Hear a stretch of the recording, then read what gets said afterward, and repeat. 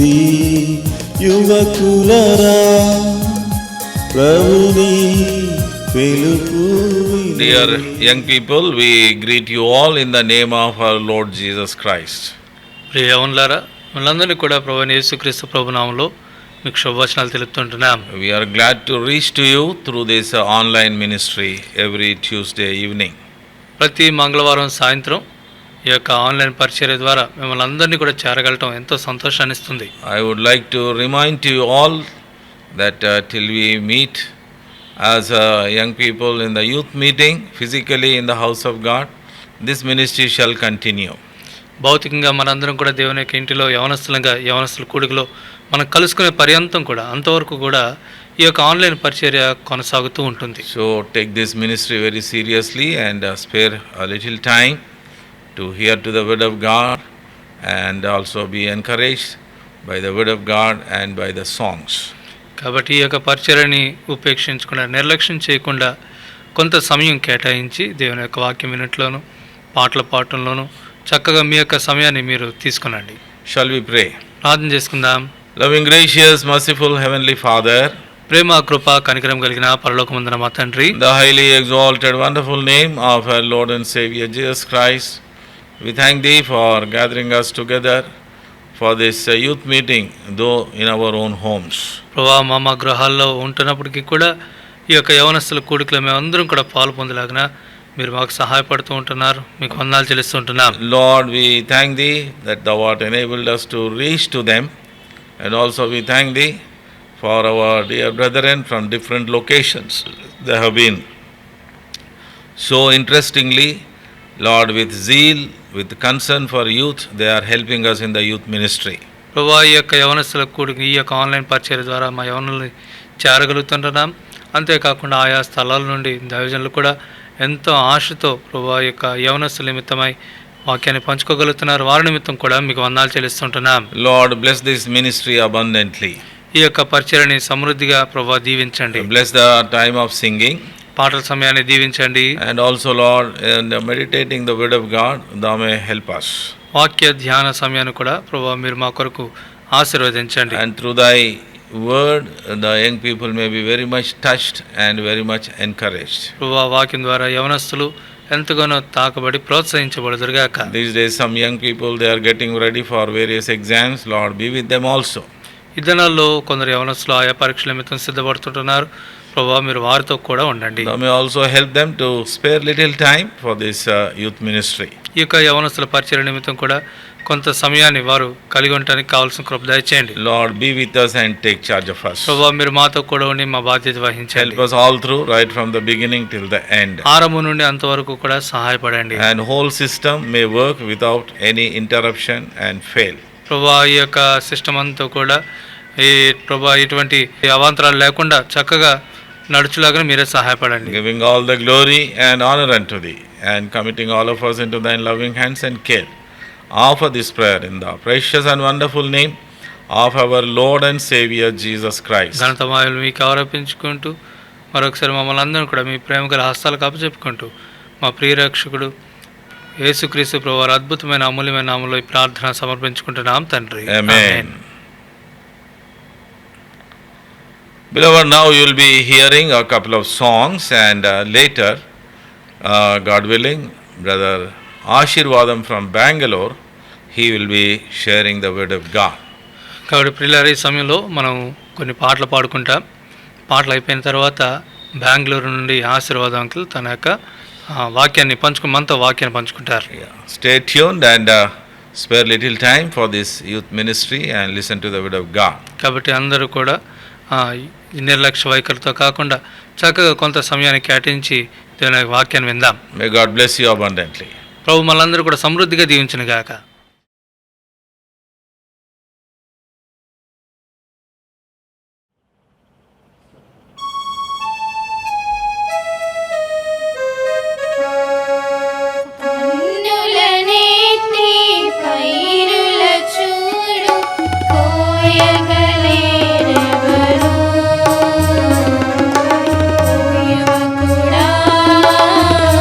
యువతి నిన్ను చూడ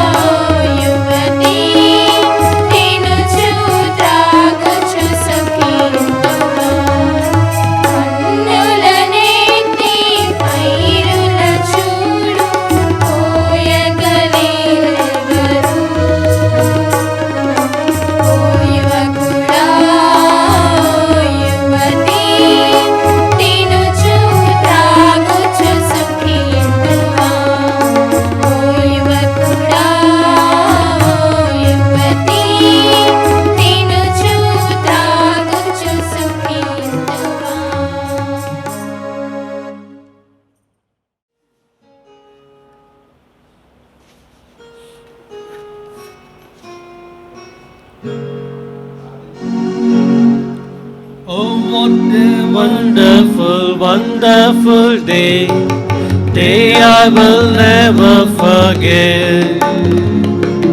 After I wandered in darkness away, Jesus my Savior I met.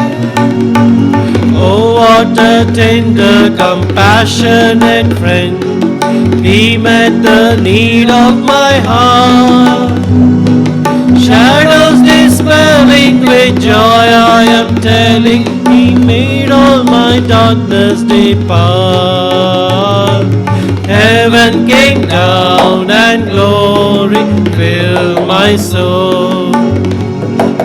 When at the cross my Savior made me whole. My sins were washed away, and my night was turned to day. Heaven came down and glory filled my soul. Born of the Spirit with life from above, into God's family divine. Justified fully through Calvary's love, oh, what a standing is mine. And the transaction so quickly was made, when as a sinner I came. Took off the offer of grace He did proffer, He saved me, oh, praise be His name. Heaven came down and glory filled my soul. When at the cross my Savior made me whole. My sins were washed away, and my night was turned to day. Heaven came down and glory filled my soul. Now I have hope that will surely endure after the passing of time. I have a future in heaven for sure, there in those mansions sublime. And it's because of that wonderful day, when at the cross I believe, riches eternal and blessings supernal from His precious hand I receive. Heaven came down and glory filled my soul. When at the cross my Savior made me whole. My sins were washed away, and my night was turned to day. Heaven came down and glory filled my soul.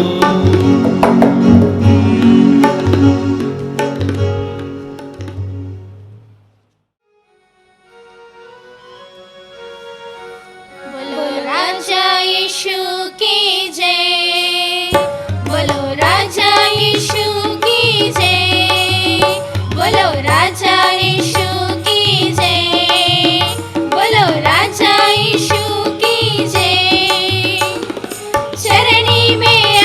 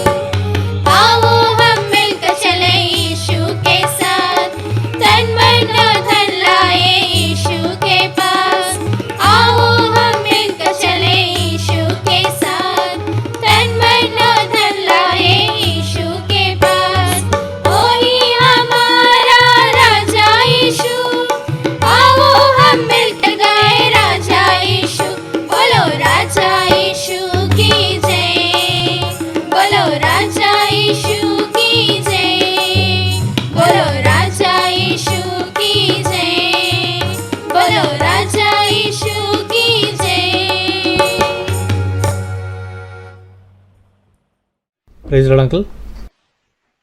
Praise Lord. We are going to listen to a topic called resetting to factory settings. ఇదేనా మనం ఒక అంశాన్ని చూడబోతూ ఉంటున్నాం. ఫోన్లో మనం ఎక్కువ చూస్తూ ఉంటాం కదా. ఫ్యాక్టరీ సెట్టింగ్స్ అంటే రూపించబడినప్పటి ఆరంభ స్థితికి మరలా ఏ రీతిగా సరిచేయబడగలము అనేది మన యొక్క ముఖ్య శీర్షికగా ఉండబోతుంది. So in the mobile phone, as brother nicely explained, when the mobile phone is not working well, we will go to factory settings. సహోదరుడు తెలుగులో చక్కగా వివరించిన రీతిగా ఎప్పుడైనా మన ఫోన్ కనుక చెడిపోయి వినియోగంలో లేకపోయినట్లయితే ఫ్యాక్టరీ రీసెట్టింగ్స్కి వెళ్ళడం ద్వారా మరలా ఆ ఫోన్ని ప్రారంభ దశకి తీసుకుని వెళ్ళటం జరుగుతుంది. So in order to understand this, we must start from the beginning. That is, how God created this world and how He is going to run this world. కాబట్టి ఈ విషయాలు మనం గ్రహించాలి అన్నట్లయితే ప్రారంభ దశకు మనం పోవాలి. దేవుడు ఏ రీతిగా ఈ భూమిని సృజించిన వాడుగా ఉంటున్నాడు, ఈ సృష్టి అంతటిని సృజించి ఏ రీతిగా నిర్వహిస్తుంటున్నాడు, ఈ విషయాలన్నింటినీ కూడా మనం తెలుసుకున్న బదులుగా ఉంటున్నాం.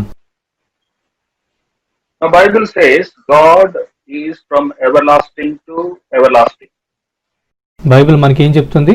దేవుడు శాశ్వత కాలం నుండి శాశ్వత కాలం వరకు ఉండే దేవుడు. So His beginning is unknown to any human being. కాబట్టి మానవులకు ఆయన ఆరంభం తెలియదు. But there was a time God decided to create the heaven and earth and subsequently man and woman. అయితే ఒకానొక సమయం ఉంది. ఆ సమయాన దేవుడు ఈ భూమి ఆకాశాలను సృజించాలని, మానవుని స్త్రీ పురుషునిగా సృజించాలని తాను సంకల్పించిన వాడుగా ఉంటున్నాడు. So there is a beginning for this creation, there is a beginning for heaven and earth, there is a beginning for man, but there was no beginning for God. సృష్టికి ఆరంభం ఉంది, భూమి ఆకాశాలకు ఆరంభం ఉంది, మానవునికి ఆరంభం ఉంది, కానీ దేవునికి ఆరంభం అనేది లేదు. But the question comes, who forced God to create this world? అయితే ఇప్పుడు ఒక ప్రశ్న వస్తుంది, అసలు ఈ భూమిని సృజించమని దేవుణ్ణి ఎవరు బలవంత పెట్టారు? Now, God is defined to us as a triune God. దేవుడు మనకి ఏ రీతిగా వివరించబడుతున్నాడు అంటే ఆయన త్రిత్వం అయిన దేవునిగా మనకి బోధించబడుతూ ఉంటున్నాడు. God the Father is revealed to us in the Old Testament as Jehovah. తండ్రి అయిన దేవుడు పాత నిబంధనలో తనను తాను యెహోవా దేవుడిగా ప్రత్యక్షపరుచుకున్నాడు. Then we have the second person in Trinity, the Lord Jesus Christ. తర్వాత త్రిత్వంలో ఉంటున్న రెండో వ్యక్తిగా ప్రభువైన యేసుక్రీస్తును మనం కలిగి ఉంటున్నాం. Then we have the third person in Trinity, the Holy Spirit. తర్వాత త్రిత్వంలో ఉంటున్న మూడో వ్యక్తి పరిశుద్ధాత్మను మనం కలిగి ఉంటున్నాం. So God had a discussion among the three persons and they decided to create this heaven and earth. కాబట్టి ఈ త్రిత్వంలో ఉంటున్న ముగ్గురు వ్యక్తులు చర్చించుకుని ఈ భూమి ఆకాశాన్ని సృష్టి అంతటి కూడా సృజించాలని వారు తీర్మానించుకుని ఉంటున్నారు. So Genesis 1:1 says, in the beginning God created the heavens and the earth. కాబట్టి ఆదికాండం 1వ అధ్యాయం 1వ వచనం మనం చూస్తే దేవుడు ఆదియందు దేవుడు భూమి ఆకాశమును సృజించను అని మనం చూస్తాం. Then if you read verse 2, it is really disturbing to each one of us how what God created, especially the earth, why this earth looks like this. ఆ తర్వాత 2వ వచనం చూస్తే నిజంగా మనందరికీ కూడా కలవరపడతాం. ఎందుకంటే భూమి ఎందుకని ఈ రీతిగా ఉంది అని అనిపిస్తుంది మనకి. It says the earth was formless, empty, darkness was over the face of the deep. 2వ వచనం మనం చూస్తే భూమి నిరాకారంగాను శూన్యంగాను ఉండను, చీకటి అగాధ జలం పైన కమ్మి ఉండను అని మనం చూస్తాం. Whereas we don't read anything about heaven, what God has created, that the heaven is also looks like this. Heaven seems to be perfect. దేవుడు సృజించిన పరలోకం ఏ రీతిగా ఉంటుందో మనకు తెలియదు, ఎందుకంటే రాయబడలేదు. అయితే పరలోకం అయితే ఖచ్చితంగా పరిపూర్ణంగా ఉంటుంది అనిపిస్తుంది. Now, some people say that there is a big gap between verse 1 and 2. మరికొందరు ఏమంటారంటే ఈ మొదటి వచనానికి రెండో వచనానికి చాలా సమయము మధ్యలో ఆ గ్యాప్ ఉంది, వ్యత్యాసం ఉంది అంటారు. Because God cannot, being a good God, being a perfect God, cannot create the earth like this. ఎందుకంటే దేవుడు మంచి దేవుడు, ఆయన పరిపూర్ణుడైన దేవుడు కాబట్టి దేవుడు భూమిని ఈ రీతిగా నిరాకారంగా సృజించడు కదా అంటారు. But I don't want to buy this idea, because we should take God's word as it is. కాబట్టి ఈ ఆలోచన తలంపుతో నేను ఏకీభవించను. ఎందుకంటే దేవుని యొక్క వాక్యాన్ని మనం ఉన్నది ఉన్నట్టుగా తీసుకోవాలి. Genesis chapter 1 cannot be subjected to scientific scrutiny. That means scientists cannot take Genesis 1 and compare it with their scientific discovery and say there is some gap or some mistakes. That's not possible. ఈ యొక్క ఆదికాండ మొదటి అధ్యాయం మొదటి వచనాన్ని శాస్త్రవేత్తలు దీన్ని తీసుకొని వారు దీనిపైన శాస్త్ర సాంకేతిక ప్రయోగాలన్నింటినీ చేసి దాన్ని విశ్లేషించడానికి నేను ఒప్పుకోను. It is not possible. God is the Bible is not a scientific book. అది అసాధ్యం కూడా. ఎందుకంటే బైబిల్ అనేది శాస్త్రీయ గ్రంథం కాదు, అదేదో ఒక శాస్త్రీయమైన పుస్తకం కాదు. Now, I would like to take this verse as it is. God created in his first experiment the earth to be like this only. That is, it was formless, empty, darkness. God himself created the world like this. It is not that the good world was created and somebody spoiled it. Not that. నేనైతే ఏమనుకుంటానంటే ఈ ఆదికాండ మొదటి అధ్యాయం మొదటి వచనంలో ఉన్నది ఉన్నట్టుగా దేవుడు ఈ భూమిని నిరాకారంగాను శూన్యంగాను ఆ రీతిగానే సృజించాడు. ఏదో అంతకు ముందు మంచిదానిగా సృజిస్తే ఏదో వచ్చి పాడు చేసింది, ఇదంతా కూడా నేను నమ్మను. దేవుడు దానిని ఆ రీతిగానే సృజించాడు. Because if you read the entire Bible carefully, Bible says the Lamb of God, who is known as Jesus Christ, has been slain before the foundations of the world. ఎందుకంటే బైబిల్ మనం జాగ్రత్తగా చదివినట్లయితే దేవుని వాక్యంలో మనం చూస్తాం, దేవుని గొర్రెపిల్ల అయిన ప్రభు అయిన యేసుక్రీస్తు ఆయన ఈ భూమికి పునాదులు వేయబడక మునిపే ఆయన వధించబడినట్లుగా బైబిల్లో మనం చూస్తాం. Now, if there is something good, then the crucifixion of our Lord Jesus Christ, shedding of his blood for the remission of sin, will not be applicable for the world which was created as a good world. ఒకవేళ ఒక మంచి లోకము, ఒక మంచి సృష్టి ఇంతకు మునిపే ఉండి ఉన్నట్లయితే ఆ మంచి లోకము మంచి సృష్టి కొరకు ప్రభువైన యేసుక్రీస్తు ఆయన సిలువ వేయబడి తన పరిశుద్ధమైన రక్తాన్ని గొర్రెపిల్లగా తన రక్తాన్ని చిందించవలసిన అవసరం ఉండేది కాదు కదా. Now, the doctrine of redemption is from the before the foundations of the world. It begins before the foundations of the world. కాబట్టి ఈ విమోచన సిద్ధాంతపు బోధ అనేది భూమికి పునాదులు వేయబడక మునిపే ప్రారంభమవుతుంది. Now, if you accept this, this is what I would call is as a resetting to factory setting. That is, the original plan was redemption followed by creation. కాబట్టి ఈ తలంపును కనుక ఒప్పుకొనినట్లయితే కర్మాగార ఏర్పాట్లు, ఆ ఫ్యాక్టరీ సెట్టింగ్స్ అనే తలంపు మొదటిగా ఈ సృష్టిని సృజించక మునిపే దేవుని యొక్క విమోచన కార్యం అనేది ముందు ప్రారంభమైంది. దాని తర్వాత సృష్టి సృజించబడింది. Now, after this we see God created the world and he declared several times it is a good world. దీని తర్వాత మనం చూసినట్లయితే దేవుడు ఈ యొక్క సృష్టి అంతటిని చేసి ఆ రీతిగా ఆ దినాల్లో ఈ సృష్టి అంతని సృజించి ఇది మంచిది, ఇది మంచిది, ఇది మంచిది అంటూ వచ్చాడు. So the material world what we are seeing, though it looks very bad, if you accept Genesis 1-2, it is now called as a good world with all its imperfections. కాబట్టి ఇప్పుడు మనం చూస్తున్న ఈ వస్తుపరమైన లోకము అది చెడుగా కనిపిస్తున్నప్పటికీ కూడా మనం రెండవ వచనంలో కనుక చూసినట్లయితే అది అంత చక్కగా పరిపూర్ణంగా లేనప్పటికీ కూడా అది మంచిదిగా సృజించబడినది అని మనం రెండవ వచనం నుండి చూస్తాం. Now, going by the verse 2 in Genesis 1, uh, many people, many theologians have made this mistake that probably the evil also proceeded from God. ఈ యొక్క ఆదికాండం 1వ అధ్యాయం 2వ వచనాన్ని చదివేటప్పుడు అనేక మంది ప్రజలు, అనేక మంది బైబిల్ పండితులు కూడా సహజంగా చేసే తప్పేమంటే వారు దేవుని నుండి మంచే కాకుండా చెడు కూడా వచ్చినది అన్న తలంపును వారు తీసుకునేవారుగా ఉంటారు. So if you think that God is the originator of evil, then God should not be the judge of any human being.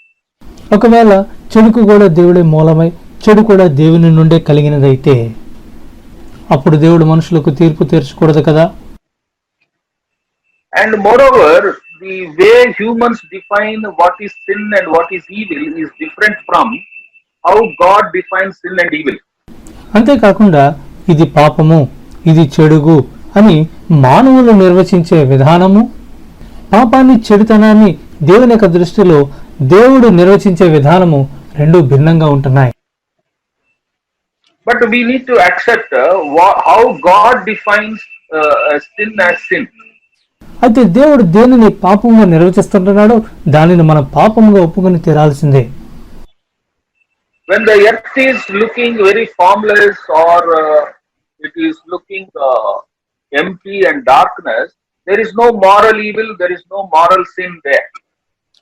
ఈ భూమి నిరాకారంగాను శూన్యంగాను ఉండి చీకటి కమ్మి ఉన్నప్పుడు అక్కడ నైతికంగా ఇది పాపము, నైతికంగా ఇది చెడుతనం అనేదానికి అసలు అక్కడ తావేలేదు. Now the definition of sin begins when God releases a commandment. పాపానికి నిర్వచనం ఎప్పుడు వస్తుందంటే దేవుడు ఒక ఆజ్ఞ జారీ చేసినప్పుడు పాపానికి నిర్వచనం వస్తుంది. Now if you go further, we will find God created man his own image and he called that person very good. తర్వాత మనం ముందుకు పోయి చూస్తే దేవుడు తన స్వరూపంలో ఒక మానవుడు సృజించి ఆ మానవుడు చాలా మంచిగా ఉండటాన్ని దేవుడు చూశాడు. Then we see from Genesis chapter 1 towards the end of the chapter, we recognize what was empty, what was darkness, what was also we read formless, has now come out as a beautiful creation. Finally, it gets the appreciation from God. Everything is very good. అంతేకాకుండా ఈ మొదటి అధ్యాయం చివరి వచనానికి మనం వచ్చి చూసేసరికి ఏదైతే ఆరంభంలో మనం నిరాకారంగా శూన్యంగా అంధకారం మయమై ఉన్నదని మనం చూస్తూ వచ్చామో ఇప్పుడు ఇదంతా చివరి వచనానికి వచ్చేసరికి చాలా మంచిదిగా ఉండటాన్ని మనం చూస్తాం. దేవుడు స్వయంగా ఇది చాలా మంచిదని చెప్పడం మనం చూస్తాం. Now all this happened because God spoke a word to this world, this earth. ఇదంతా ఏ రీతిగా సాధ్యపడిందంటే కేవలం దేవుడు భూమితో ఒక్క మాట పలకటాన్ని బట్టి. When God speaks a word, what comes out of him is Christ comes out of it. Because Christ is called the word of God. దేవుడు ఒక మాట పలికినప్పుడు ఏది బయటకు వస్తుందయ్యా అంటే ప్రభువుని యేసుక్రీస్తు బయటకు ఉద్భవిస్తూ ఉంటున్నాడు. ఎందుకంటే యేసుక్రీస్తు ప్రభు దేవుని వాక్యంగా పిలువబడుతూ ఉంటున్నాడు. In Psalms 107 verse 20 we read, he sent forth his word and healed them. He rescued them from the grave. 107వ కీర్తన 20వ వచనంలో మనం చూసినట్లయితే అక్కడ మనం ఏమని చూస్తామంటే ఆయన తన వాక్కును పంపి వారిని బాగు చేశాను, ఆయన వారు పడిన గుంటలో నుండి వారిని విడిపించను అని మనం చూస్తున్నాం. So it is all the human beings should desire, if they want to become healthy, if they want to become good, they should desire more and more of Christ's word speaking to them. మనం చూస్తూ వచ్చాం ఆయన తన వాక్కును పంపి వారిని బాగు చేశానని. కాబట్టి మానవులు ఎవరైనా స్వస్థత పొంది ఆరోగ్యవంతులుగా ఉండాలి అన్నట్లయితే వారు తమ యొక్క జీవితంలో ప్రభువైన యేసుక్రీస్తు తమతో మరింత ఎక్కువగా మాట్లాడాలని ఆశించేవారుగా ఉండాలి. Now when God speaks, our undisciplined lives will put on a disciplined orderly life. దేవుడు మనతో మాట్లాడినప్పుడు క్రమశిక్షణ రాహిత్యంతో కూడిన క్రమశిక్షణ లేని మన జీవితము ఒక క్రమాన్ని అలవర్చుకుంటుంది. So now the another resetting point is each one of us should develop a greater intensified desire for God's word and God personally speaking to us. ఇప్పుడు మన జీవితాల్లో మనం రీసెర్చ్ చేసుకోవాల్సిన మరొక ప్రాముఖ్యమైన విషయం ఏమంటే దేవుని యొక్క వాక్యాన్ని మనం మరింత ఎక్కువగా ఆశించి ఆకాంక్షించి ప్రభు మనతో మాట్లాడాలని మనం కోరుకునే వారంగా ఉండాలి. Now many people are hearing the word but they are not remembering the word. That's the problem. ఇప్పుడు వచ్చిన సమస్య ఏమంటే అనేక మంది దేవుని యొక్క వాక్యాన్ని వింటున్నారు కానీ దేవుని యొక్క వాక్యాన్ని జ్ఞాపకం ఉంచుకోనట్లేదు. What you remember, only that will change your life. If you don't remember, that has no effect on your life. ఏదైతే నువ్వు జ్ఞాపకం ఉంచుకుంటావో ఆ వాక్యము నీ జీవితాన్ని మారుస్తుంది. ఏదైతే నువ్వు జ్ఞాపకం ఉంచుకున్నావో అది నీ జీవితం మీద ఎటువంటి ప్రభావాన్ని చూపదు. Now we need to ask God to give us more and more grace to hear His gracious words, that is the word of Lord Jesus Christ, and retain that knowledge in our heart so that we may begin to feel God. That is very important. కాబట్టి దేవుని యొక్క సన్నిధిని మనం అనుభవించలాగిన దేవుని యొక్క కృప కలిగిన మాటలను దేవుని యొక్క వాక్యమును మనము మరింత ఎక్కువగా మనం వినాలని ఆ వాక్య జ్ఞానం మనలో నిలిచి ఉండాలని దేవుని కృప కొరకు మనం అధికంగా మనం ప్రార్థించే వారంగా మనం ఉండాలి. But for God's grace, but for the help of God, our sinful bodies cannot retain the blessed word of God in our life.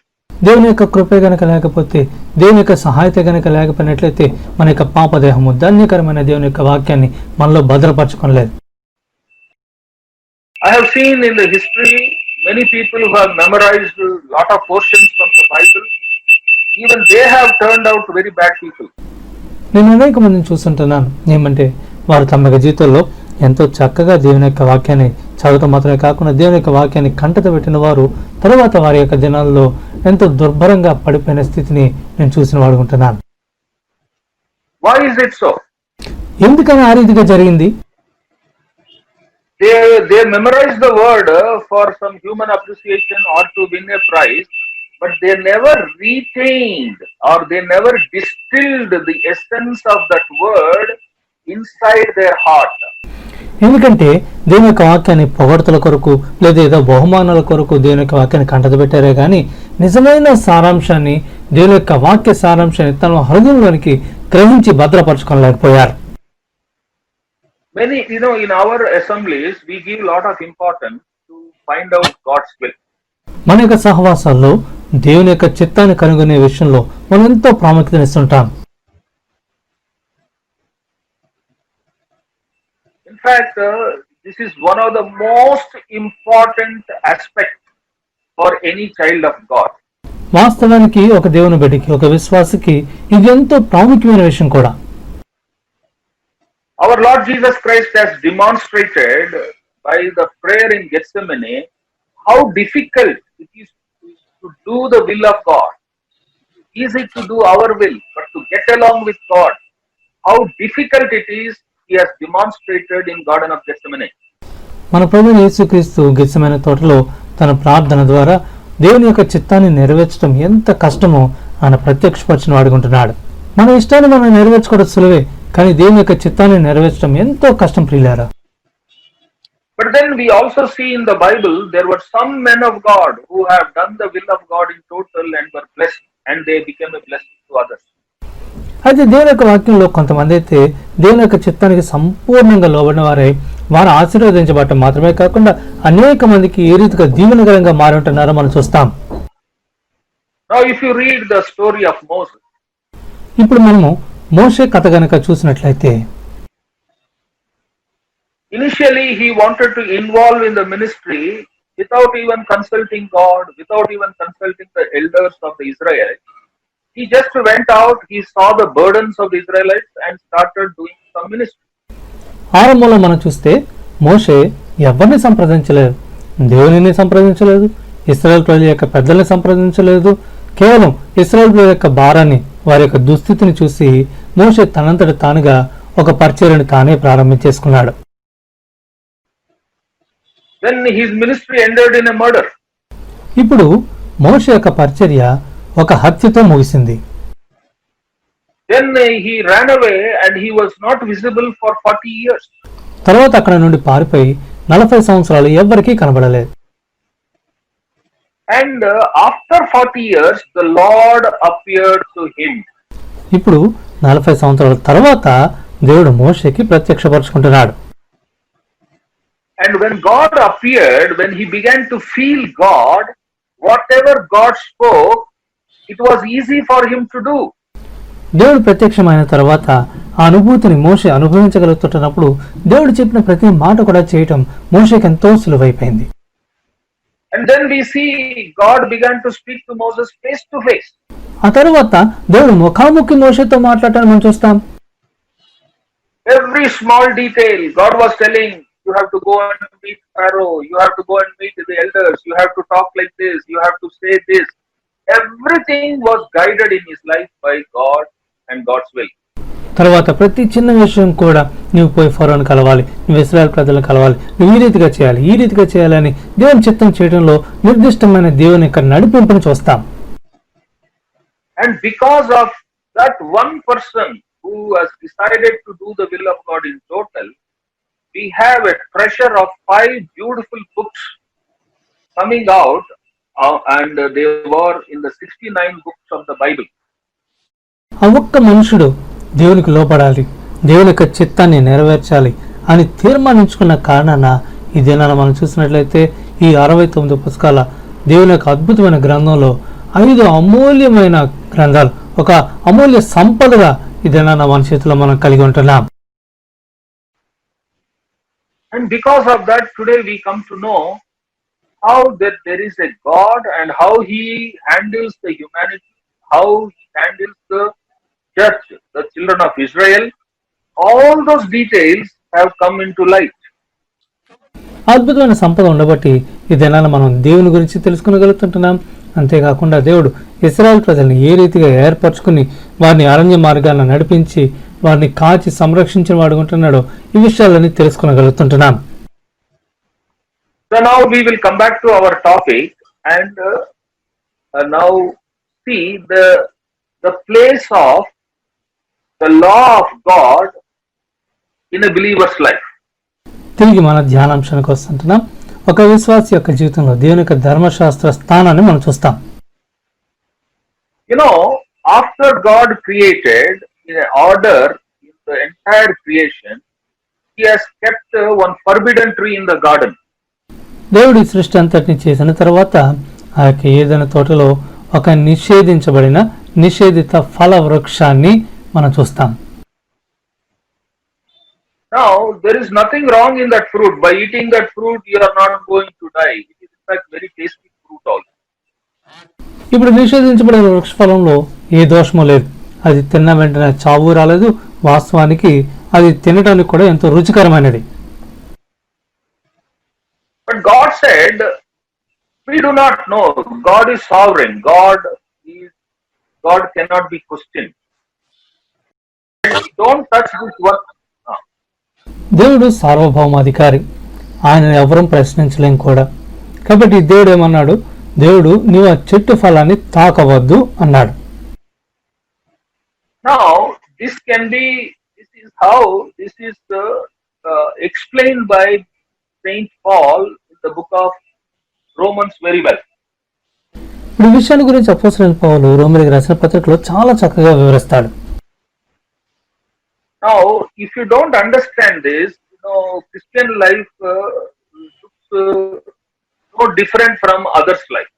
ఈ విషయాన్ని మనం గ్రహించకపోతే క్రైస్తవ జీవితానికి ఇతరుల జీవితానికి వ్యత్యాసమే ఉండదు. Now, Paul says the commandment came and the sin is revived. That we find in Romans chapter 7 verse 9. రోమీయులకు రాసిన పత్రిక 7వ అధ్యాయం 9వ వచనంలో మనం చూస్తాం. ఇక్కడ అపోస్తలుడైన పౌలు ఏమంటున్నాడంటే, ఆజ్ఞ వచ్చినప్పుడు పాపమునకు మరలా జీవం వచ్చెను అంటున్నాడు. So why God has kept this particular thing or a principle? It is a principle of law within us. Is He wants to see how much we really love God. ఈ నియమాన్ని దేవుడు మన లోపటి ఎందుకు పెట్టి ఉంటున్నాడంటే, నిజంగా అసలు దేవుడిని మనం ఎంత ఎక్కువగా ప్రేమిస్తున్నామో తెలుసుకోవడానికి మన లోపల పెట్టి ఉంటున్నాడు. Now, Jesus Christ, when he came and spoke to his disciples, he said, "If you love me, keep my commandments." ఇప్పుడు ప్రభు వచ్చి తన శిష్యులు చెప్తుంటున్నాడు, ఏమంటున్నాడు? మీరు నన్ను ప్రేమించినట్లయితే నా ఆజ్ఞ గైకొనమని చెప్తుంటున్నాడు. And Paul says in Romans chapter 7 verse 12, the law is holy and the commandment is holy, just and good. అందుకని అపోస్తలుడైన పౌలు రోమీయులకు రాసిన పత్రిక 7:12 ఈ రీతిగా అంటున్నాడు, కాబట్టి ధర్మశాస్త్రం పరిశుద్ధమైనది, ఆజ్ఞ కూడా పరిశుద్ధమైనది, నీతి గలది, ఉత్తమమైనది అయి ఉన్నది అంటున్నాడు. And also in verse 14 he says, we know that the law is spiritual. అంతేకాకుండా 14వ వచనంలో ఆయన అంటున్నాడు, ధర్మశాస్త్రము ఆత్మ సంబంధమైనదని ఎరుగుదము అంటున్నాడు. Now, the forbidden tree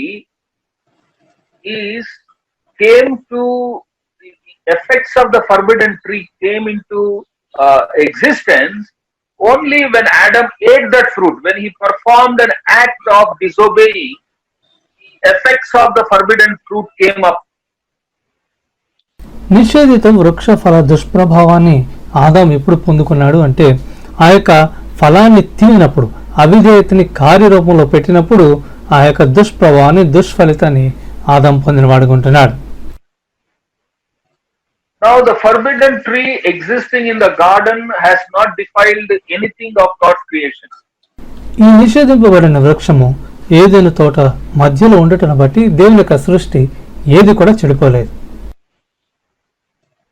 But when man ate that fruit, everything became defiled.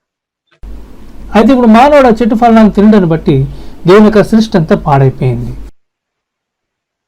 Now Paul is taking this forbidden tree which is outside, he is now taking that tree as though it is inside every human being. ఇప్పుడు ఇంతవరకు బయటనున్న ఆ చెట్టు అపోస్తలుడైన పౌలు ఏ రీతిగా సంబోధిస్తున్నాడు, ప్రస్తావిస్తున్నాడు అంటే ఇంచుమించుగా ప్రతి ఒక్కరిలో కూడా ఈ చెట్టు ఉంది, లోపలే ఉంది అన్నట్టుగా సంబోధిస్తుంటున్నాడు. Now, why did Adam eat this fruit? అసలు ఆదాము ఈ చెట్టు ఫలాన్ని ఎందుకు తిన్నట్టు? Is it because Satan was forcing him to do this or eat this fruit he ate? సాతాను వచ్చి ఈ చెట్టు ఫలాన్ని తినమని ప్రేరేపించి బలవంత పెట్టడాన్ని బట్టి ఆదాము ఆ చెట్టు ఫలాన్ని తిన్నాడా? Satan has not forced them. Satan has not cut the fruit and put it in their mouth and nothing of that sort. Satan only suggested. Eat that. From Satan's point of view, he wanted to deceive. That's all is okay. But Satan was simply throwing an idea into the mind of Adam. That's all. సాతాను ఏమాత్రం బలవంత పెట్టట్లేదు. సాతాను ఏమో ఫలాన్ని తీసుకుని వచ్చి కోసి ఉప్పు కారం రాసి నోట్లో పెట్టట్లేదు. సాతాను కేవలం ఒక ఆలోచన మాత్రం ఇస్తుంటున్నాడు. But where did they get this force of jumping and then plucking and then cutting and eating and enjoying that eating of that fruit? From where this energy has come into them? అయితే మరి ఆ చెట్టుని ఎక్కి దుమికి చెట్టు ఫలాన్ని కోసుకుని చక్కగా ముక్కలు కోసుకుని తిని ఆస్వాదించి ఇంతటి ఉత్సాహం, ఇంతటి శక్తి వారికి ఎక్కడి నుంచి వచ్చింది? Paul very clearly says, sin dwelleth in me. అపోస్తలుడైన పౌలు చాలా తేటగా చెప్తుంటున్నాడు, నా యందు నివసించు పాపము అని. Because of that, what I want to do good, I am not able to do it. నాలో నివసించు ఆ పాపమును బట్టి నేను చేయగల మేలును, నేను చేయగల మంచిని చేయలేకపోతుంటున్నాను. Now let me make things very clear. Many people think because Adam has fallen and we are all proceeded from the fallen Adam, we have this sin dwelling in us. మనమంతా కూడా మనం ఒక ఆలోచన కలిగి ఉంటాం. ఆదాము పడిపోయిన కారణాన, పడిపోయిన ఆదాము నుండి మనందరం ఉద్భవించిన కారణాన ఈ పాపము మనలో నివాసం ఉంటుంది అన్న ఆలోచన, అపోహ మనం కలిగి ఉంటాం. But Bible says God created human beings in very good fashion only, but it is men who invented sin. Bible ఏం చెప్తుంది అంటే దేవుడు మానవులను, మనుషులను యథార్థవంతులుగా పుట్టించను కానీ వారు వివిధమైన తంత్రములు కల్పించుకుని పాపాన్ని వారే అన్వేషించిన వారుగా ఉంటున్నారు.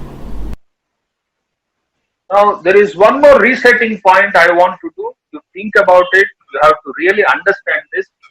you understand, you will be liberated. ఈ రీసెట్టింగ్ లో మరొక అంశం, దీన్ని మనం గ్రహించినట్లయితే మనం ఎంతో ఊరట పొందుతాం. Now, before Adam fallen into the sin was already dwelling in Adam. ఇప్పుడు ఆదాము పాపంలో పడక మునిపే పాపము ఆదాములో ఉండింది. If sin was not dwelling in him, the Lord Jesus Christ shown to us that he is slain before the foundations of the world will lose its meaning. ఒకవేళ ఆదాములోనే గనక పాపము లేదు అనుకునేట్లయితే భూమికి పునాదులు వేయబడక మునిపే వధింపబడినట్లుండిన దేవుని గొర్రెపిల్ల అనే దేవుని యొక్క వాక్యము అర్ధరహితం అయిపోతుంది కదా. So what is that I am trying to conclude now? కాబట్టి ఇప్పుడు నేను చెప్పి ముగింపదలుచుకుంటున్న ముఖ్య తలంపు ఏమంటే, the sin dwelling in human being is not a problem for God, and God does not look at that person as though he is useless for God. Sin dwelling in a human being is not a problem for God. మానవుల్లో పాపం నివసించడం అనేది దేవునికి అసలు సమస్యే కాదు.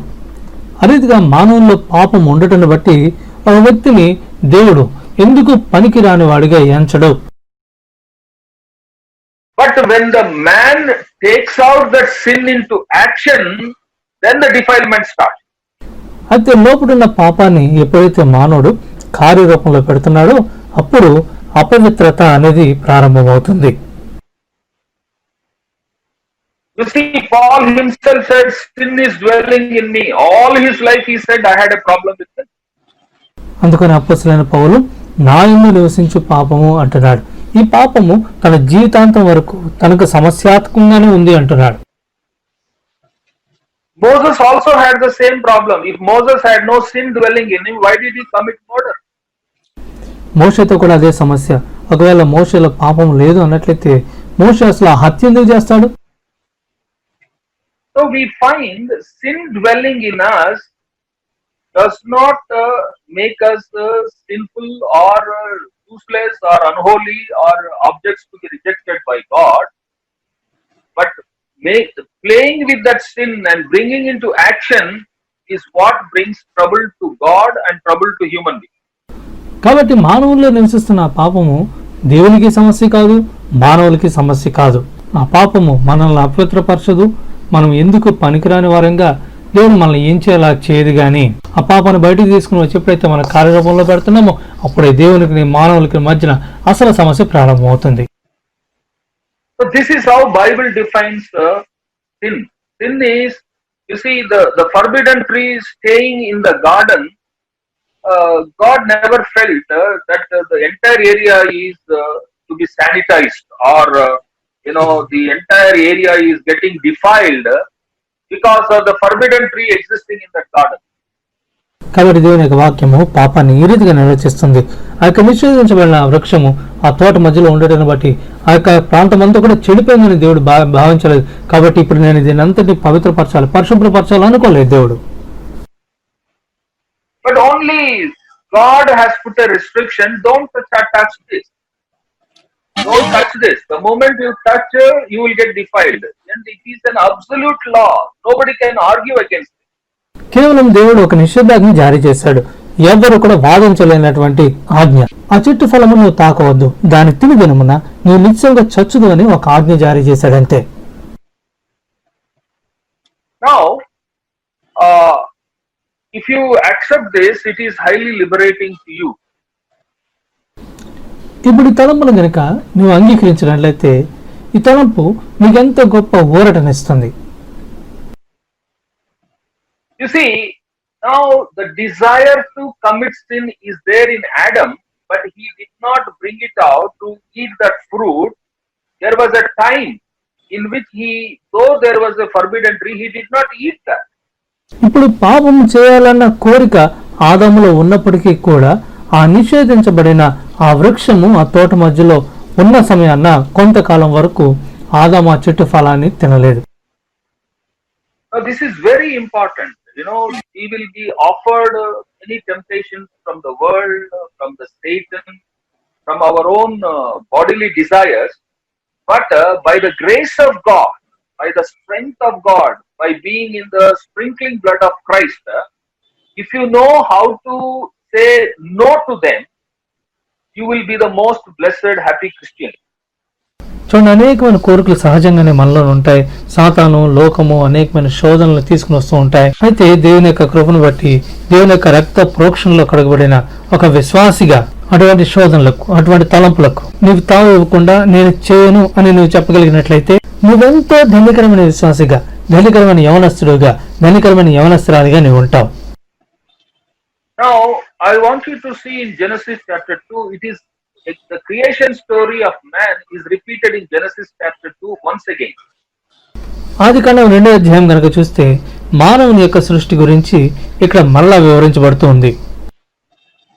Now here God is dealing with Adam, in whom there is a forbidden tree already implanted, and God is interacting with this person called Adam. దేవుడు ఆదాముని మరలా సంధిస్తుంటున్నాడు. ఎవరిలోనైతే ఈ నిషేధింపబడిన వృక్షము ఎవరి హృదయంలోనైతే నాటబడిందో ఆ ఆదాముని దేవుడు మరలా సంధిస్తూ ఉంటున్నాడు. Now here there is a beautiful relationship between God and Adam, in whom there is a forbidden law already there in his body. ఇప్పుడు మనం ఒక చక్కని సంబంధాన్ని చూస్తుంటున్నాం. ఎవరి హృదయంలోనైతే నిషేధితమైన నియమం ఏలుతుందో ఆ ఆదాముకి దేవునికి మధ్యన ఒక చక్కని సంబంధాన్ని మనం చూస్తుంటున్నాం. Now if you read Genesis chapter 2:18, for such a person who in God's sight, though sin dwelling in that person, is not allowing that sin to come out or to indulge. For such a person, you see how God had many plans for such a person. చూడండి, ఇప్పుడు ఈ నిషేధింపబడిన పాప నియమము ఎవరి హృదయాన్నైతే ఏలుతుందో అటువంటి మానవుని పక్షాన దేవుడు ఎంత గొప్ప ఉద్దేశాలు కలిగి ఉంటున్నాడో మనం ఈ ఆదికాండం 2వ అధ్యాయం 18వ వచనంలో మనం చూస్తాం. Genesis chapter 2 verse 18. ఆదికాండం 2వ అధ్యాయం 18వ వచనం. And God said, it is not good that the man should be alone. I will make him a help for him. మరియు దేవుడైన యెహోవా, నరుడు ఒంటరిగా ఉండటం మంచిది కాదు, వానికి సాటి అయిన సహాయమును వాని కొరకు చేయుదును అనుకొనెను. That means God is making that person multiply, flourish, bless, shall be a blessing. So God is planning a blessed life for a human being in whom sin dwelleth, but not that sin indulging. For such a person, God has many plans. చూడండి, ఎవరిలోనైతే పాప నియమం ఉండినా కూడా ఆ పాపం ఏలుబడి చేయట్లేదు అటువంటి వ్యక్తి పక్షాన దేవుడు ఎన్నో గొప్ప ఉద్దేశాలు, ప్రణాళికలు కలిగి ఉంటున్నాడు. ఆ వ్యక్తిని దీవించాలని, ఆశీర్వదించాలని, ఆ వ్యక్తిని అభివృద్ధి పరచాలని దేవుడు ఎంతో ఆశ కలిగి ఉంటున్నాడు. So, in fact, this man and the woman, they are the crown of this creation. వాస్తవానికి ఈ స్త్రీ పురుషులు ఇద్దరు కూడా ఈ సృష్టి అంతటికి మగటం వంటి వారు. In fact, the marriage is the institution of God. It's the divine institution of God. వాస్తవానికి వివాహం అనేది దైవ నిర్దేశితం. Now today, the world has come to such a stage that they are not seeing any meaning in marriage. ఇదన్నా లోకము ఎటువంటి దుస్థితికి దిగజారిపోయిందంటే వివాహం యొక్క అర్థాన్ని గ్రహించలేనటువంటి దుస్థితిలోనికి ఈ లోకం దిగజారిపోయి ఉంటుంది. What God has seen as a blessing, man began to see it is a simple biological desire which can be used like animals, and they are going from bad to worse. And I do not know, if nobody stops it, and if you don't stop that in your own life, how and where we are going to end up. ఏదైతే దేవుడు ఆశీర్వాదంగా దీవెనగా ఎంచుంటున్నాడో అటువంటి వివాహ వ్యవస్థని ఈ దినాన మానవులు ఎంతో తేలికగా తీసిపారేసి కేవలము అది ఒక పశువుకి మనిషికి తేడా లేదన్నట్టుగా, అది ఒక శరీర వాంఛ అన్నట్టుగా దాన్ని భ్రష్టు పట్టించి ఈ దినాన ఎటువంటి దుస్థితిలో ఉన్నామంటే ఇప్పుడు కనుక మనం జాగ్రత్త పడకపోతే భవిష్యత్ దినాల్లో మనం ఎక్కడ తేలుతామో తెలియదన్న పరిస్థితిలో మనం ఉంటున్నాం. But we, as the born again Christians, we, those who are holding to the biblical truth, we must take a stand. This is another resetting I want to call this. One of the most important divine institution which has to be protected by the church and all the elders and all the Christians together, that we should maintain a beautiful marriage, a divine institution, and uphold God's original plan for our life. ఇప్పుడు ఇది మనందరం సరి చేసుకోవాల్సిన మరొక ప్రాముఖ్యమైన resetting అంశం ఏమంటే, దేవుడు ఏదైతే ఒక ఆశీర్వాదంగా ఎంచి ఈ వివాహ వ్యవస్థను ఏర్పాటు చేస్తుంటున్నాడో, ఈ భ్రష్టు పట్టిన ఈ యొక్క వివాహ వ్యవస్థని తిరిగి జన్మించిన విశ్వాసులంగా, సంఘములలో బాధ్యులైన పెద్దలుగా దీన్ని సంరక్షించవలసిన బాధ్యత మనపై ఉంటుంది. Now you see, though God, it looked as though God was imposing marriage on man, but you see in chapter 2 verse 23 what man says about this marriage. ఇదంతా చూస్తే ఈ యొక్క వివాహ వ్యవస్థని దేవుడే బలవంతంగా రుద్దుతున్నాడేమో అనిపిస్తుంది. కానీ 23వ వచనానికి వచ్చేసరికి మానవుడైన ఆదాం ఏమంటున్నాడో ఇక్కడ మనం చూస్తాం. This is now bone of my bone and the flesh of my flesh. She shall be called woman, for she was taken out of man. అప్పుడు ఆదాం ఇట్లా అన్నాను, నా ఎముకలలో ఒక ఎముక, నా మాంసములో మాంసము, ఇది నరుల నుండి తీయబడిన గనుక నారి అనబడును. And he is telling that this marriage union is for lifetime. He says, I will leave my father and mother and be united to my wife and become one flesh. He himself is telling that. ఇప్పుడు స్వయంగా ఆదామే అంటున్నాడు, ఈ యొక్క బంధము తన జీవితాంతం వరకు ఉంటుందని. తనేమో తన యొక్క తల్లిని తండ్రిని విడిచి తన యొక్క భార్యను హత్తుకొని తన భార్య తను ఇరువురు కూడా ఏక శరీరమై ఉంటారని చూస్తాం. మనం 24వ వచనంలో చూస్తాం. Now, up to now, what I have shown is the sin dwelling in me is not a problem for God. ఇప్పటి వరకు నేనేం చూపిస్తూ వచ్చానంటే, నా యందు నాలో నివసిస్తున్న పాపము అది దేవునికి ఏ మాత్రం కూడా సమస్య కాదు. But then that is to show forth whether I obey commandments of God or not. అయితే నాలో ఉన్న పాపము నేను దేవుని యొక్క ఆజ్ఞలకు విధేయత చూపిస్తానా లేదా అన్నది రుజువు చేస్తుంది. Now the foundational thing, three foundational things which God emphasized in the Bible for the born again believers is as follows. తిరిగి జన్మించిన విశ్వాసులు పాటించవలసిన ప్రాథమిక అంశాలు, దేవుడు నియమించిన అంశాలు బైబిల్ ఈ రీతిగా ఉంటున్నాయి. Now, if you decide that you want to receive a blessing from God and you want to be a blessing for others, you must concentrate on developing the following three principles of life.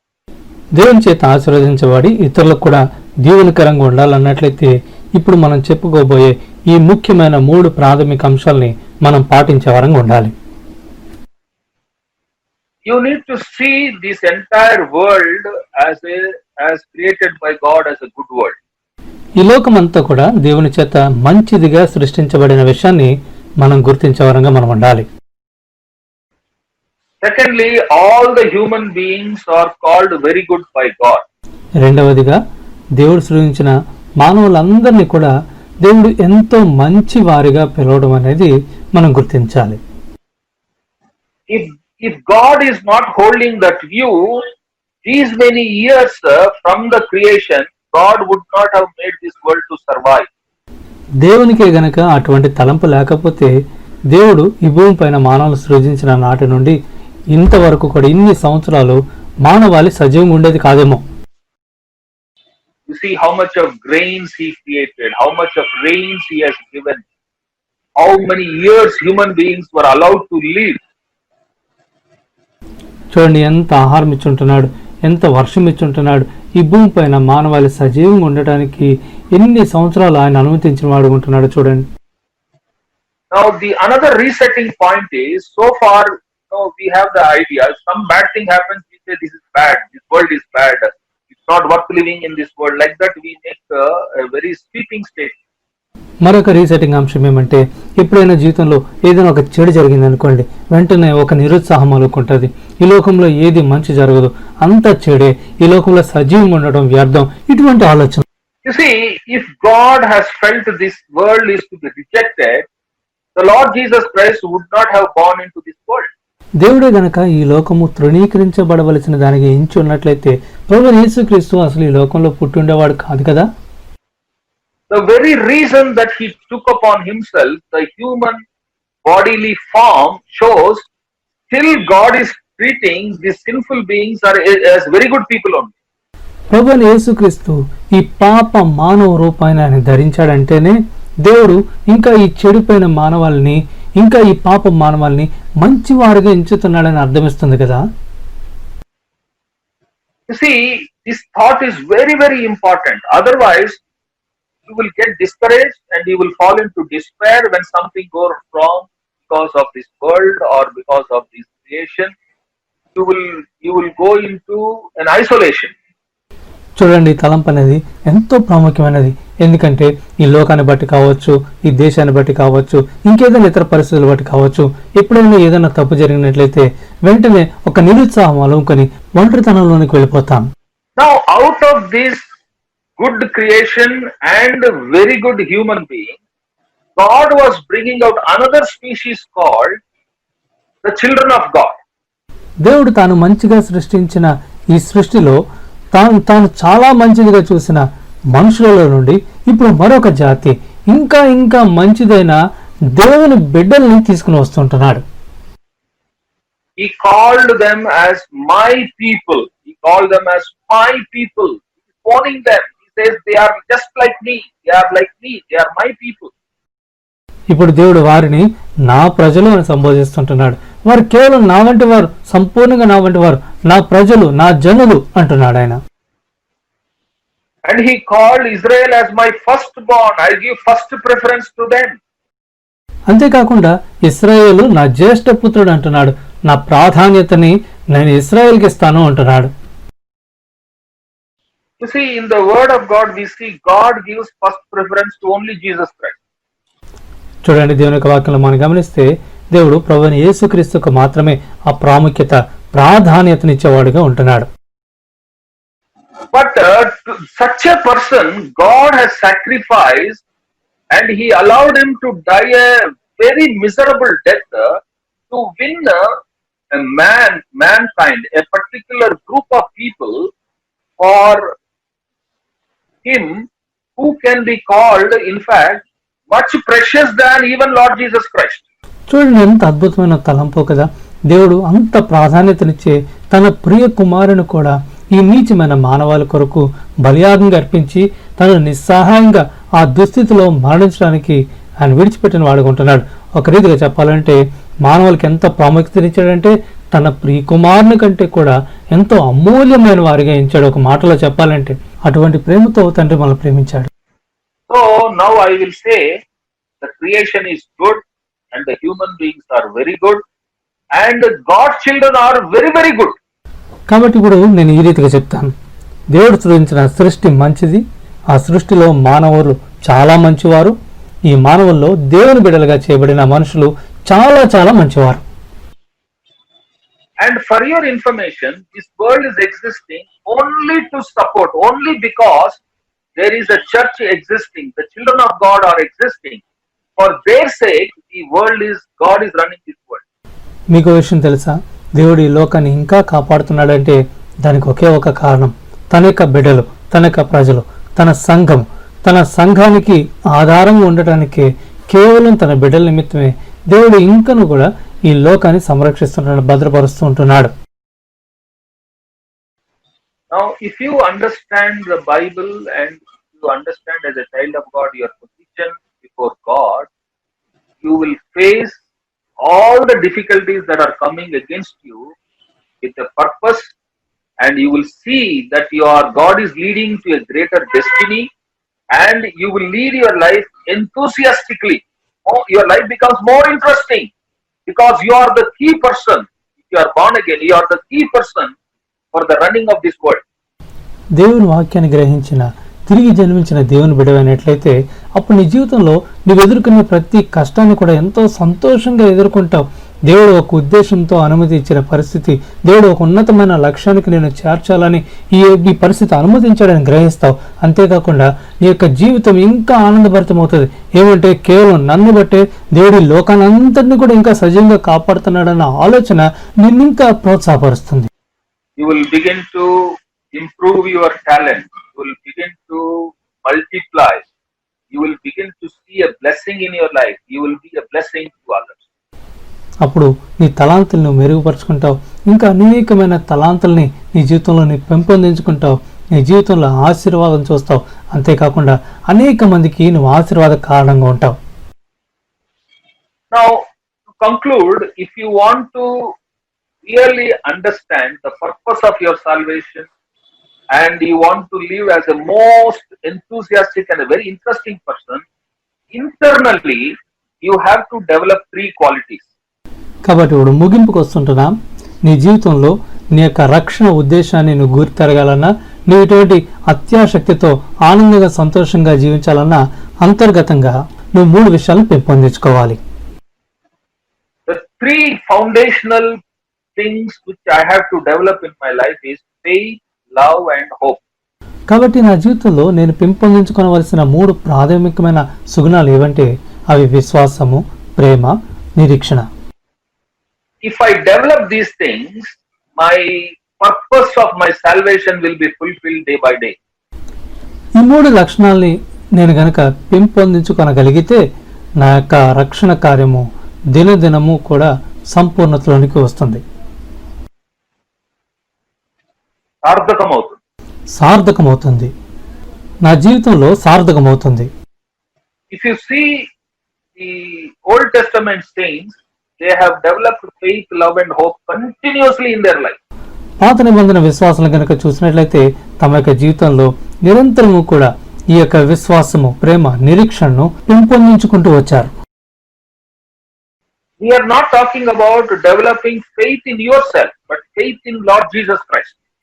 ఆత్మవిశ్వాసం గురించి మాట్లాడట్లేదు, ప్రభువైన యేసుక్రీస్తునందు విశ్వాసం గురించి మాట్లాడుతున్నాం. ఆయనలోని విశ్వాసం పెంపొందించుకోవాలి.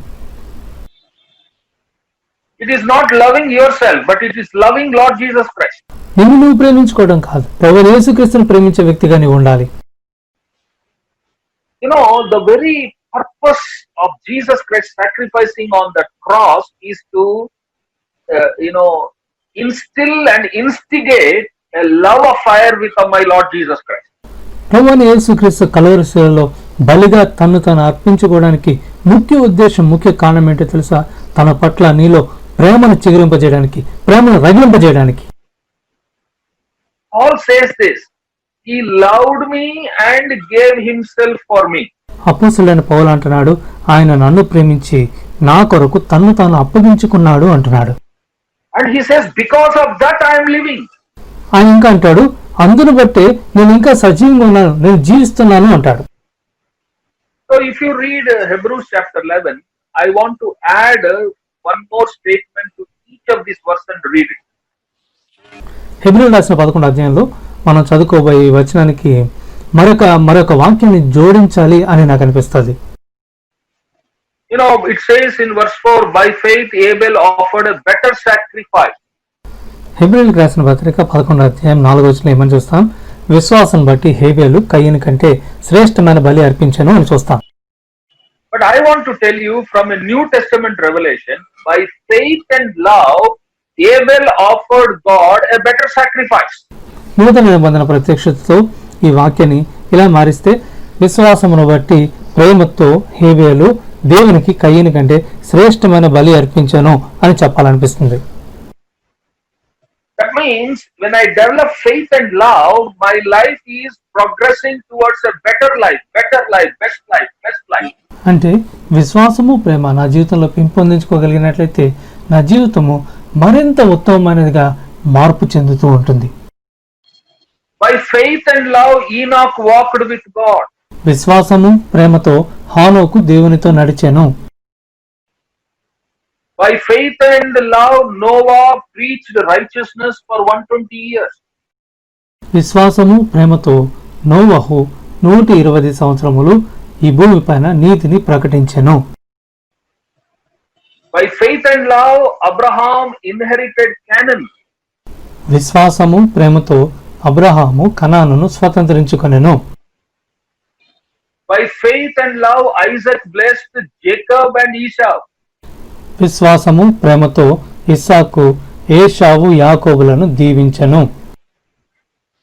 And if you come to the New Testament, if you read 1 Thessalonians chapter 1 verse 3, it says, a work which is produced by faith, a labor prompted by love, endurance inspired by hope in our Lord Jesus Christ.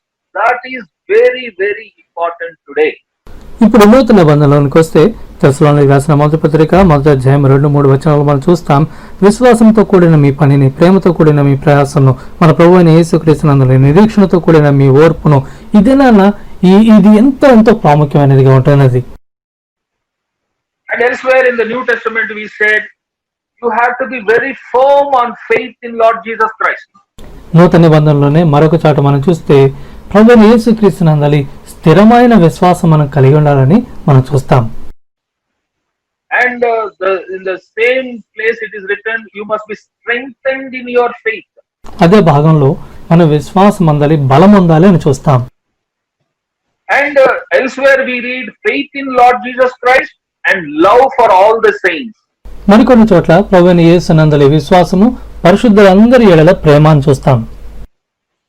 And Paul says, putting on faith and love as a breastplate, the hope of salvation as a helmet. That means, if anybody meets me, he should be able to see, I have great faith, love and hope in Lord Jesus Christ. Not only that, I have great love for the human being. అపోస్తలుడైన పౌలు విశ్వాసం అనే డాలు, రక్షణ అనే శిరస్త్రాణం, వీటన్నిటిని ధరించమని చెప్తుంటున్నాడు. అంటే ఈ ఆత్మీయ యుద్ధోపకరణాలు మనం ధరించినప్పుడు కేవలం మన ప్రభువైన యేసుక్రీస్తునందు విశ్వాసం ప్రేమ మాత్రమే కాకుండా, నేను ఈ ప్రేమను ధరించాను కాబట్టి మానవులందరినీ ప్రేమిస్తాను అన్న విషయాన్ని తెలుపుతుంది. Like this, if you read, entire New Testament church is based upon or founded upon these three qualities: faith in Lord Jesus Christ, love for Lord Jesus Christ, and hoping. That means having a great expectation, not losing the hope is very, very important. నూతన నిబంధన అంతా కూడా ఈ 3 ప్రాముఖ్యమైన విషయాలపైన ఆధారపడి ఉంటుంది. అదేమంటే ప్రభువైన యేసుక్రీస్తు పట్ల విశ్వాసము, ఆయన పట్ల ప్రేమ, అంతేకాకుండా ఒక సౌరమైన నిరీక్షణ. అప్పుడు ఎటువంటి పరిస్థితుల్లో కూడా మన నిరీక్షణ మనం కోల్పోం, ఎటువంటి పరిస్థితుల్లో కూడా. So I want to conclude now. కాబట్టి ఇప్పుడు ముగించాలనుకుంటున్నాను. First of all, don't curse this world because some bad things are happening. మొదటిగా కొన్ని చెడ్డ పరిస్థితులను బట్టి ఈ లోకాన్ని మనం శపించే వరంగా మనం ఉండకూడదు. Just because some human beings are very cruel, don't curse them as bad people. కేవలం కొందరు వ్యక్తుల క్రూరత్వాన్ని బట్టి వారు చాలా చెడ్డవారని చెప్పి, లేదా మనుషులందరూ చెడ్డవారని శపించవద్దు. Thirdly, don't curse yourself. Be kind to yourself. మూడవదిగా నిన్ను నువ్వు శపించుకోవద్దు, నీ పట్ల కూడా కొంత జాలి కలిగి ఉండు. Try to show some kindness to yourself. అప్పుడప్పుడు నిన్ను నువ్వు కూడా కొంచెం ప్రేమిస్తూ ఉండు. So my stand, my resetting, the factory settings, I would say, for me, this world is still a good world. ఈ యొక్క రీసెట్టింగ్ అంటే మరలా ప్రారంభ దశకు వచ్చే ఈ యొక్క ప్రక్రియలో నా విషయానికి వస్తే ఈ లోకము చాలా మంచిది. I want to look at all the human beings are very good people. నా విషయానికి వస్తే ఈ లోకంలో ఉంటున్న మనుషులందరూ కూడా చాలా మంచివారు. Thirdly, I want to see all the born again believers are very, very, very good people. మూడవదిగా తిరిగి జన్మించిన విశ్వాసులైతే వారు చాలా చాలా చాలా మంచివారు. This is how God is looking at us. దేవుడు ఈ రీతిగా మనం చూస్తూ ఉంటున్నాడు. Now, what is my assignment now? ఇప్పుడు నా కర్తవ్యం లేదా నేను చేపట్టవలసిన బాధ్యత ఏమై ఉంటుంది? I have to develop these 3 important graces in my life. నేను ఇప్పుడు ఈ 3 ప్రాముఖ్యమైన సుగుణాలని నా జీవితంలో నేను పెంపొందించుకోవాలి. I want to have great faith in Lord Jesus Christ upon His word. Bible in front of me. ప్రభువైన యేసుక్రీస్తునందు, ఆయన వాక్యమునందు అంటే బైబిల్ పైన అపారమైన విశ్వాసం నేను కలిగి ఉండాలి. Being satisfied, I want to grow more in faith. నేను కొద్దిపాటి విశ్వాసంతో తృప్తి చెంది నిలిచిపోకుండా విశ్వాసంలో నేను ఎదుగుతూ ఉండాలి. And I want to love my Lord Jesus. That is my primary thing. Before loving anybody, I want to love my Lord Jesus. నా జీవితంలో నా ప్రభువుని నేను ప్రేమించాలి. అందరికంటే ఎక్కువగా నా ప్రభువుని నేను ప్రేమించేవానిగా ఉండాలి. Let the whole world lose its hope or expectation for good things, but I want to grow in this hope. I want to appear to everyone that I am a hopeful person. మంచి జరుగుతుంది, మేలు జరుగుతుంది నా నిరీక్షణ లోకమంతా కోల్పోయినప్పటికీ కూడా నేను మాత్రం నా నిరీక్షణలో నేను ఎదగాలి. ఈ లోకమంతటికి కూడా నేను నిరీక్షణ కలిగిన వ్యక్తిగా నేను అగుపడాలి, కనబడాలి. So in this COVID time, I have reset myself to these 3 things. My remaining life, I want to concentrate upon these 3 important qualities. When I read Bible or when I do anything, I want to see how faith, love and hope are, whether they are growing or diminishing. ఈ యొక్క corona virus విజృంభిస్తుంటున్న ఇటువంటి క్లిష్ట పరిస్థితుల్లో కూడా నన్ను నేను మరలా ఆరంభ దశకి సరి చేసుకుంటున్నాను, రీసెట్ చేసుకుంటున్నాను. నేను బైబిల్ చదువుతున్నప్పుడే కావచ్చు, ప్రతి పరిస్థితిలో కూడా ఈ యొక్క 3 సుగుణాలు నా ప్రభు పట్ల విశ్వాసము, ప్రేమ, నిరీక్షణ నా జీవితంలో సరి చేసుకుంటూ ఉంటున్నాను. May God bless each one of you. ప్రభు ప్రతి ఒక్కరిని దీవించును గాక. ప్రేమగల తండ్రి యేసుక్రీస్తు ప్రభువా, అత్యున్నతమైన సింహాసనముపై ఉండి ఎంతో అద్భుతముగా ప్రభువా, ప్రేమగా ప్రభువా మాలో ఉన్న ఛేదంతయు తొలగి, దుఃఖమంతయు తొలగి, ఇకను ప్రభువా మా యొక్క లైఫ్ ఎంతో మధురముగా మారగలిగినట్లుగా, విశ్వాసము, ప్రేమ, నిరీక్షణ యందు మేము అభివృద్ధి నొందగలిగినట్లుగా ప్రభువా, ఈ లోకమును నువ్వు మంచిగా సృష్టించావు. అయితే మానవుడు వద్దనదా పని చేసి నష్టపోయి అయినప్పటికీ ప్రభువా, ఈ చెడిపోయిన లోకంలో నుండి ఈ ప్రాణము పెట్టి ప్రభువా, రక్తం చింది ఘోరమైన శిలువ మరణము పొంది ఈ కొరకైనటువంటి ఈ ప్రజలను బయటికి తీసుకున్నారు. క్రైస్తవులముగా మేము ఎంతో ప్రాముఖ్యమైన వారమే, విలువ కలిగిన వారమే, ఎంతో ప్రభ మమ్మల్ని బట్టియే ప్రభ ఈ లోకం ఇంకా నడిపించుకుంటున్న విశ్వాసం మాకు దయచేయండి. వినుతున్న ప్రతి ఒక్క విశ్వాసిని, బిడ్డను ఎక్కడి నుంచి వింటున్నప్పటికీ కూడా ఆశీర్వదించి దీవించిన అంధకార శక్తుల ప్రభావం రక్త ప్రోక్షణ మమ్మల్ని అందరూ ఉంచుమని తాను దినాల్లో ఈ పరిచయం విస్తరించవచ్చు. యేసు పరిశుద్ధ నామములో ప్రార్థించి ఆమేన్.